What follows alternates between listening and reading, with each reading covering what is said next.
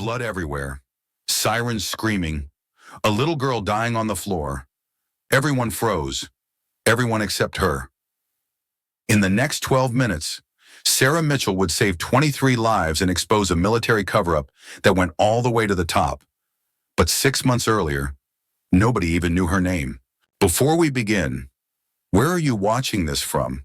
And what's the most powerful story of redemption you've ever heard? Welcome to Grateful Stories, where tales of compassion and kindness are told. Let's uncover what really happened. The blast had torn through the East Civilian District at 4:16 p.m. Sirens screamed across Fort Riverside. Bloodied bodies poured in through the gates. 23 wounded, 3 of them children.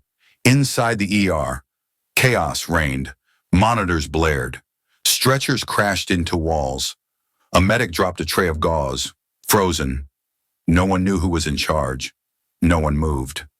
Then she stepped through the door, scrubs soaked in dust, hair tied back, calm eyes scanning the wreckage. Sarah Mitchell dropped to her knees beside a little girl with shrapnel in her abdomen. The child wasn't breathing. Her lips were pale, her pulse fading. A nurse screamed, "We need a doctor." But Sarah didn't wait. She opened her old field kit, snapped on gloves, grabbed the scalpel, mask, IV access. "Suction now," she ordered, her voice sharp, cutting through the panic like a scalpel. A junior corpsman hesitated. "Wait, who are you?" Sarah didn't answer. She was already making the incision. The child gasped. And just like that, everything shifted. Someone whispered, "She's saving them. All of them." Someone else asked, "Who is she?" The camera cut wide. She stood in the middle of a war zone, calm, commanding, covered in blood. They called her Ghost Nurse. But today, she saved 23 lives. 6 months earlier, nobody even wanted her in the room. Sarah Mitchell was background noise, a name on the shift roster, a silent presence who folded linens, stocked gauze, and mopped up blood without complaint. She never raised her voice, never corrected anyone, and that made her easy to overlook. At Fort Riverside Medical Center, the nickname came quietly. Ghost Nurse. She floats around like a shadow. One nurse muttered. "Does she even have a license?" said another. Dr. Rebecca Thompson, with her perfect eyeliner and clipped voice, said it loudest. "She's not certified for anything above changing sheets. If she touches another trauma cart, I'm filing a complaint." Sarah heard it all. She didn't respond. She just moved to the next bed, reset a loose IV line, checked vitals, and vanished down the hall. Tyler Brooks, the new IT specialist, didn't understand the gossip. He wasn't part of the medical team. He managed server diagnostics, network logs, and the endless tech headaches that came with outdated equipment. But he noticed things, like how Sarah always arrived early, how her charts were never wrong, how her hands when gloved never shook, even when someone coded. One night, a private stumbled into the ER holding his arm bleeding from a fence gash. The ER team was short-staffed, no doctor in sight. Sarah took him into a side room, closed the curtain. Tyler happened to be replacing the camera above that bay. He watched as Sarah calmly flushed the wound, applied pressure, stitched cleanly, and wrapped it faster than any ER nurse he'd seen. The soldier asked, "You do this a lot?" Sarah just smiled faintly. "Sometimes," then vanished. Tyler rewound the footage twice. That was no assistant. That was training, real training. Next morning, the jokes continued. Rebecca passed by the med bay and said, "Hey, Ghost, you planning to join us in reality today?" Dr. Bradley Hayes chuckled from behind his clipboard. "Maybe she's just running drills for the afterlife." More laughter. No one looked Sarah in the eye. She stood by the linen shelf, folding towels. Her fingers paused, just for a beat, then continued.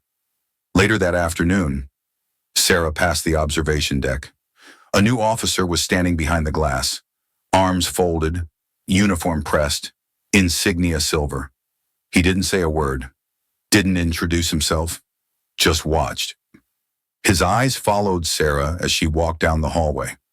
She didn't look back, but she felt it. Colonel James Morrison had arrived, and he already knew her face. That night, Tyler couldn't sleep.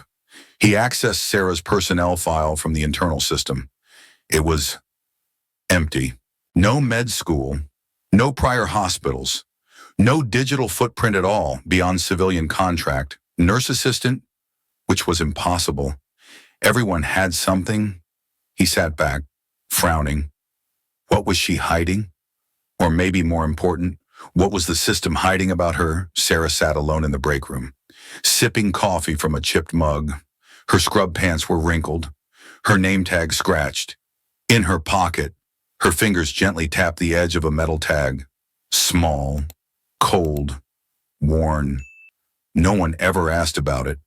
They didn't even know it was there. But she never went a shift without it. Morrison's voice echoed down the hall during a walk-through inspection. I expect clean records, orderly protocols, and no liabilities. Rebecca immediately straightened. Understood. Colonel, we've got a few non-essentials we're reviewing. His eyes scanned the room, landed briefly on Sarah, who was restocking syringes. He said nothing, but his jaw clenched. Later that week, a supply cart tipped over during a night rush. Glass shattered, vials scattered across the floor. Sarah knelt to clean it up. A sharp edge sliced deep across her palm. Blood pooled instantly. A young nurse panicked. We need a doctor. Sarah wrapped her hand with gauze, sat down quietly, pulled out a needle and thread, and stitched her own skin, without flinching. In the silence, Tyler whispered to himself, who are you in the shadows of Fort Riverside? Ghosts walked every day. Most people never noticed, but one man had, and he was watching. Tyler opened the file just past midnight. He knew he wasn't supposed to. Security protocols were clear. Civilian contractors like Sarah Mitchell had restricted access, minimal clearance, and no classified history. But the emptiness of her record, the lack of anything, had gnawed at him for days. So he bypassed the firewall. And that's when the truth opened like a scar. The folder was buried under 3 layers of encryption: Delta 7 Trauma Unit, internal call sign Angel. Attached was a field report from Kandahar Province, Afghanistan, dated 3 years prior, Operation Codename Mountain Ghost. Sarah Mitchell wasn't a nurse assistant. She had been a staff sergeant in a forward-deployed medevac team, and she'd been presumed killed in action. Tyler's breath caught as he scrolled. There was helmet cam footage, grainy, washed in desert sun. A woman crouched over a wounded soldier, bullets tearing the dirt around her. She pressed gauze against an open artery with one hand and fired her sidearm with the other. Her face was streaked with blood and sweat. He froze the frame. It was Sarah. No doubt, but younger, harder, alive in a war no one ever spoke about. The mission had been simple on paper. Infiltrate a captured valley, extract 3 U.S. prisoners of war. Delta 7 was the trauma wing attached to the Ghost team. Sarah led the med unit's 6 personnel, all experienced in combat zone triage. They'd done extractions before, but this one unraveled fast.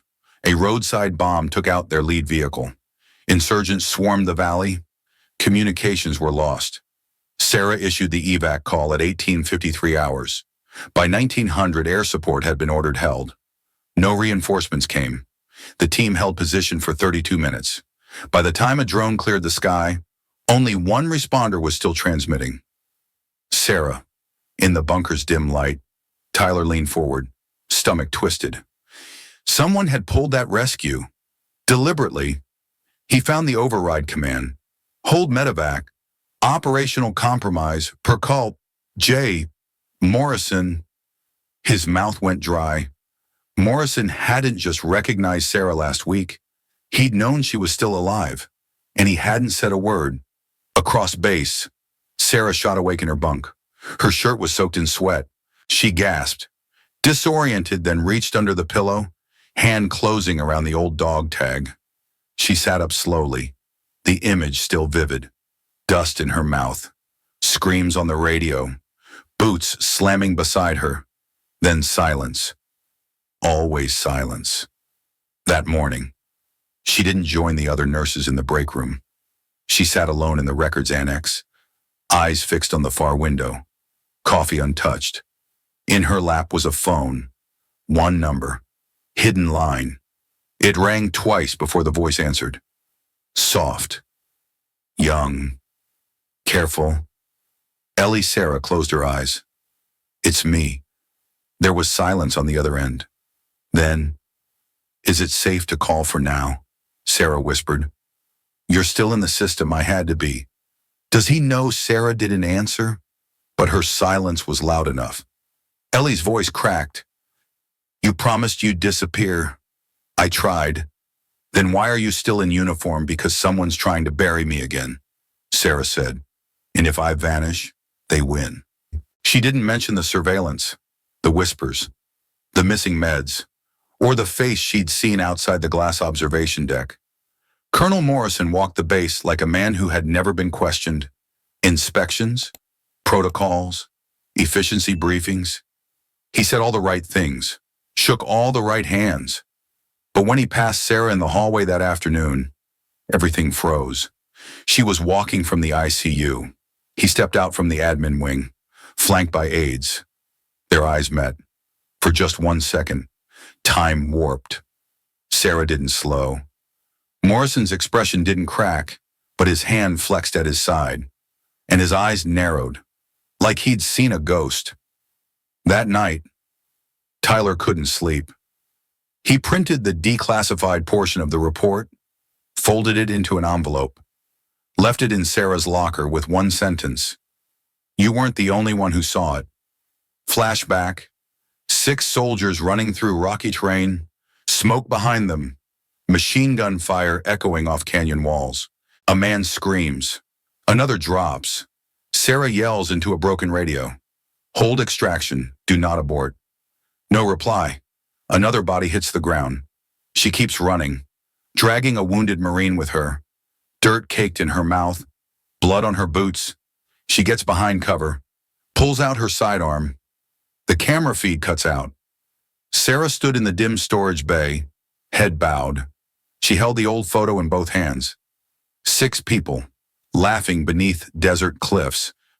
Every face gone now, except hers. She traced the edge of the image, fingers trembling, then folded it, slid it back into the pouch, and walked out. At 06:17 the next morning, Sarah was assigned triage duty for a routine training exercise. Tyler approached her just as she was inventorying the trauma cart. He handed her a USB drive. I decrypted the rest, he said quietly. Your evac call came in 7 minutes before the hold was issued. Her lips tightened. 7 minutes. He nodded. That's not delay. That's decision. She pocketed the drive. Neither of them said what they were both thinking. In the command center, Morrison reviewed supply logs. He paused when an aide entered. Sir, the assistant nurse Mitchell has been working with IT. Morrison closed the file, stared at the wall, then said calmly, monitor her, but don't act. Sir, if she breaks protocol, let her bury herself. Later that day, Sarah walked past the glass surgery wing. She paused briefly. Inside, a young nurse fumbled with a procedure tray. Blood pooled on the floor. Sarah watched for a moment, then stepped away. The past had already started bleeding into the present, and this time, she wasn't sure anyone would be able to stop it. The first incident was small, a mislabeled vial in the trauma cart. The label read saline, but it was fentanyl. The wrong dose would have put a patient into cardiac arrest. Sarah caught it in time. She didn't say anything, just fixed it, refiled it, and walked away. But someone noticed. The second incident came 2 days later. A defibrillator shorted out during a training exercise. Sparks flew. The new medtech panicked. No one was hurt, but the access log said it had been tested and cleared the day before. Under Sarah Mitchell's name. She hadn't touched it. Didn't matter. The whispering started again. Colonel Morrison didn't need to speak to cause damage. All he had to do was wait. Sarah had become visible. Invisibility was dangerous. Rebecca fumed as she filled out her chart. Why is she even still here, she muttered, not looking up. She's not certified for half the things she's doing. She saved that private last week. A younger nurse said. Rebecca scoffed. Even broken clocks get it right twice a day. She didn't know Morrison was standing just outside the door. He heard everything, and he smiled. At 14:37 the following Thursday, a routine medication round went sideways. Rebecca prepped a dose of morphine for a post-op soldier with a shattered femur. The label was clean, the syringe was full, but 30 seconds after the injection, the patient's pulse plummeted. His face turned pale, then blue. Rebecca froze. Sarah was at the supply cabinet, 5 steps away. She dropped what she was holding, sprinted to the bed, and shouted, "Crash cart, Mia one making your epinephrine now." She stabbed the injection into his chest, grabbed the ambu bag, and started compressions. 1 minute, 2. The monitors screamed, then beep, beep, beep, a heartbeat, weak, but there. The patient gasped, and the room went silent. Tyler watched the security footage later that night, fingers trembling on the rewind key. The timestamp was clear. The morphine had been swapped the night before. The original label had been peeled, replaced, and the footage showed exactly who did it. Morrison's aide, accessing the med fridge. In the command hallway, Morrison stood with arms crossed, staring at the monitor replay of the incident. His aide said nothing, just swallowed hard. Morrison exhaled, slow and quiet. She was supposed to fold. She didn't. Morrison's eyes narrowed. Then we break her another way. Dr. James Chen approached Sarah the next morning. He waited until the others had left the trauma bay. "I've been watching you," he said. "I know that sounds creepy, but I don't believe in coincidences, and I've worked combat hospitals." Sarah didn't answer. She just stared ahead, like she was listening for something only she could hear. He continued, "You're not just a nurse, and you're definitely not civilian trained." Still nothing. Then, after a long silence, she spoke. They bled out in 32 minutes.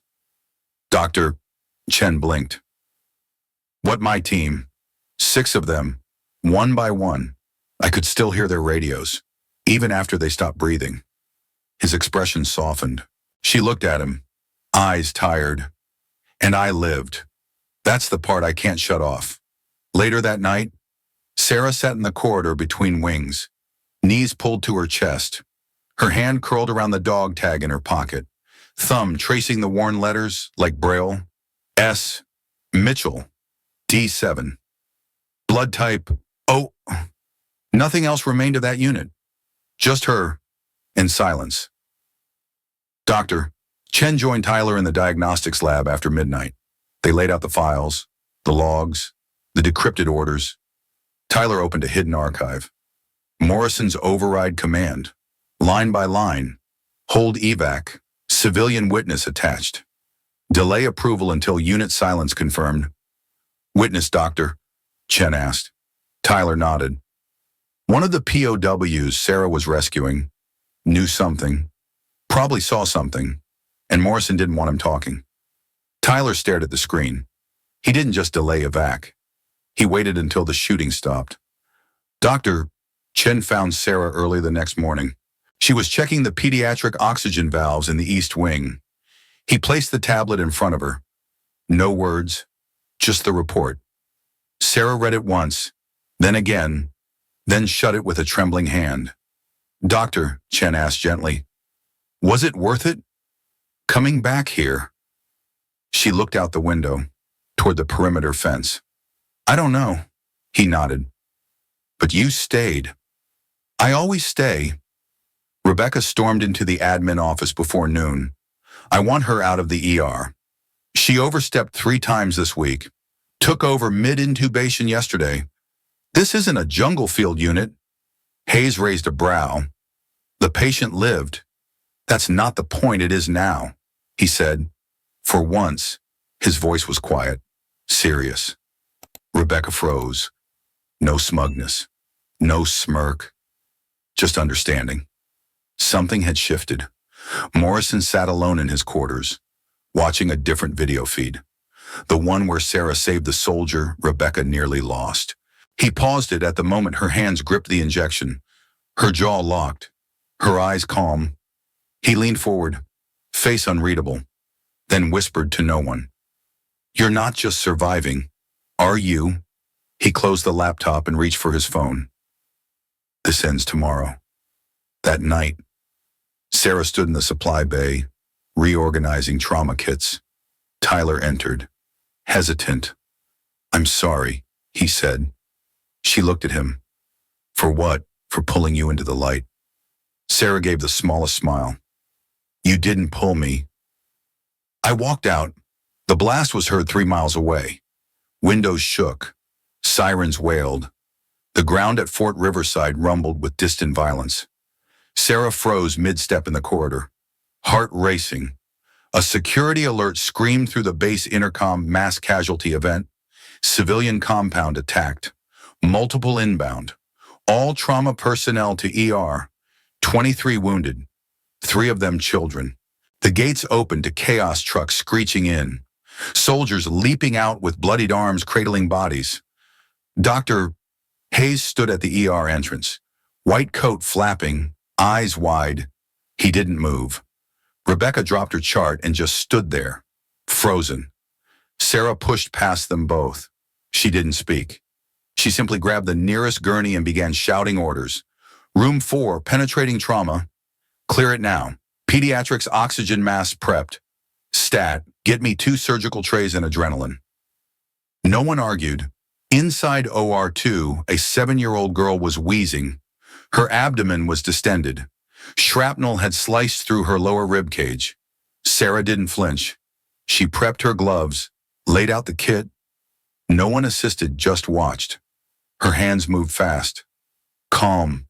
Exact. She cut. Blood spilled. The lights above flickered as her scalpel opened the peritoneum. An artery gushed. She clamped it without missing a beat. The room seemed to fall away.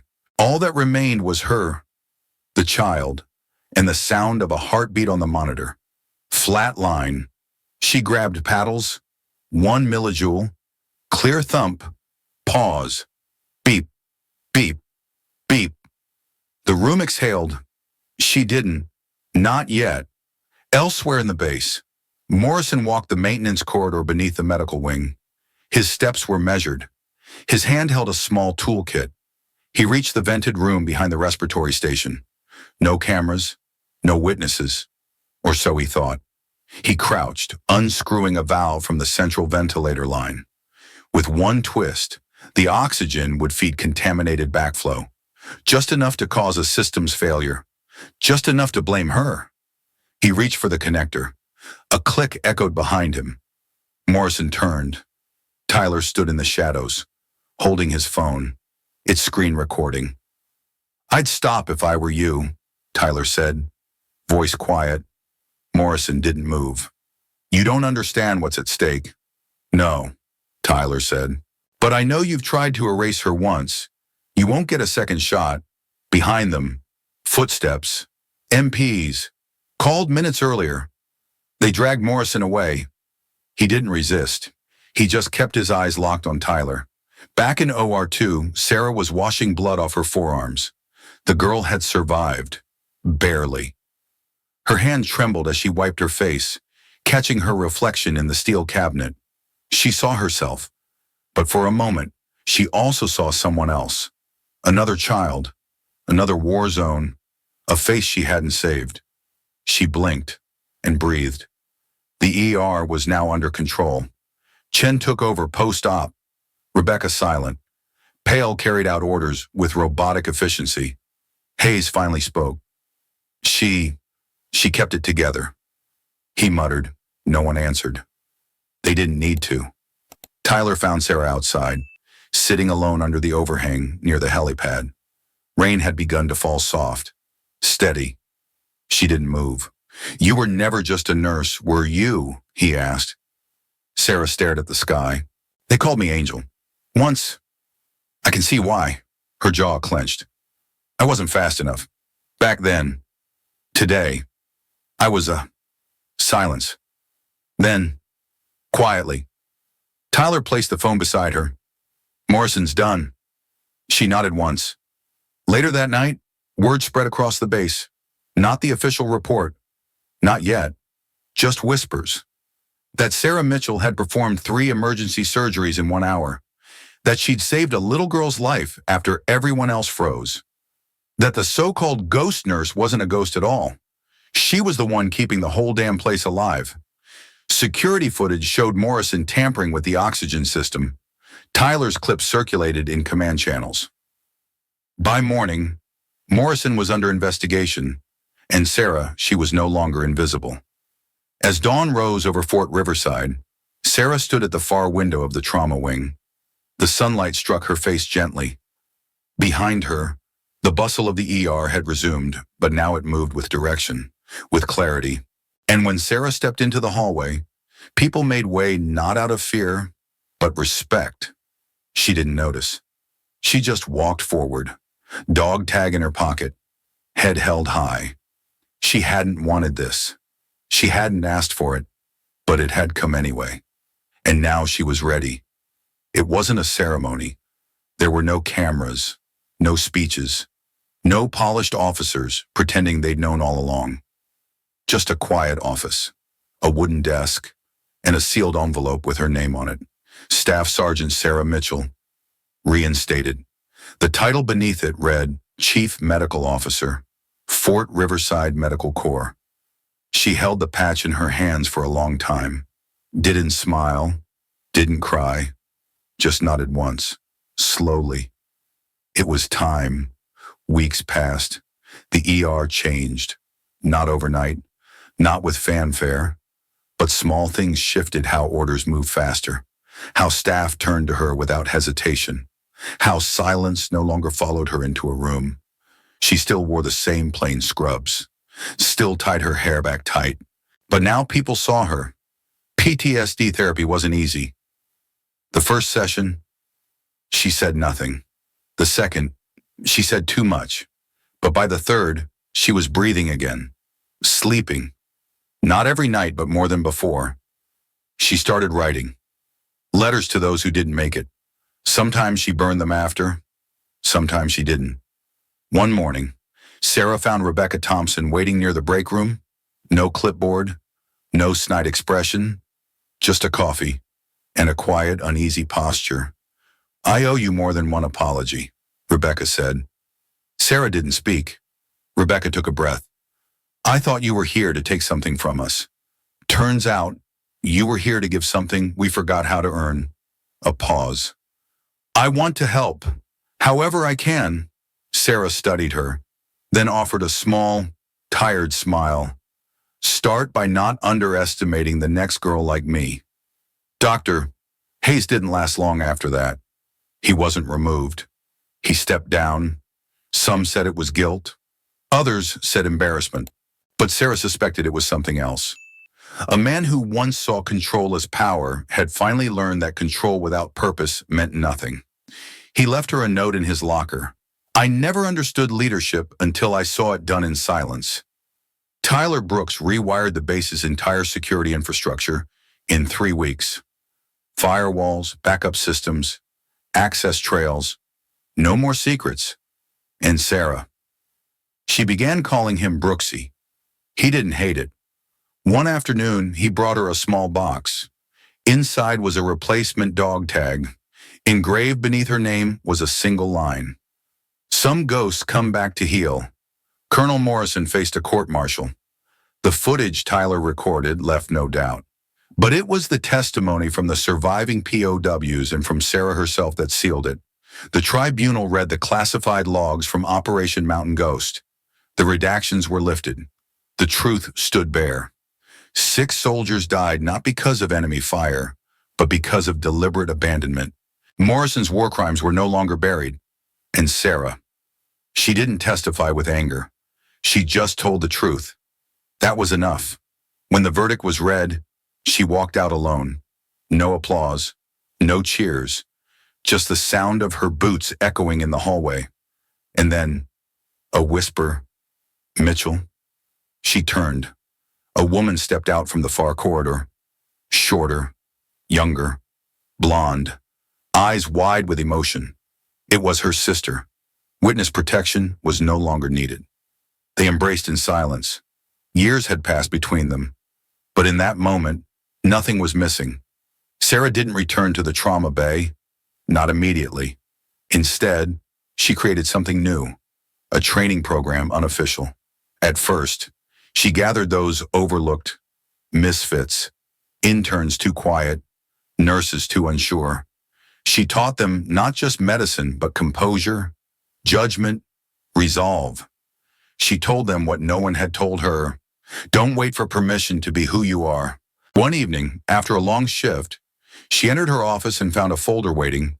No name, no return, inside coordinates, a passport, a brief, international deployment request, high-risk humanitarian crisis, selected based on prior field experience and trauma expertise.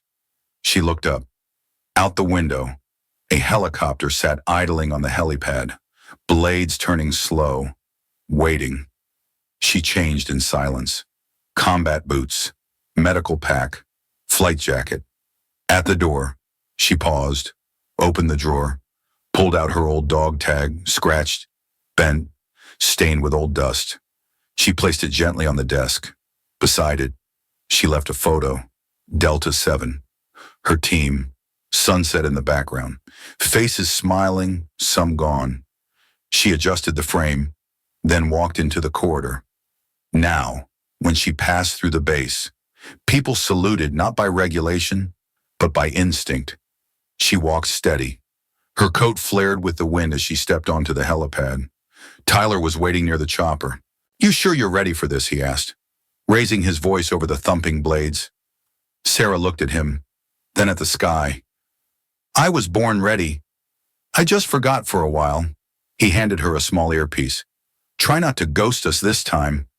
She smirked. "No promises." She climbed in. The door shut. The bird lifted off, slicing into the orange sky. And as Fort Riverside grew smaller below, Sarah closed her eyes for just a second, breathed in, and whispered, "I'm not a ghost anymore."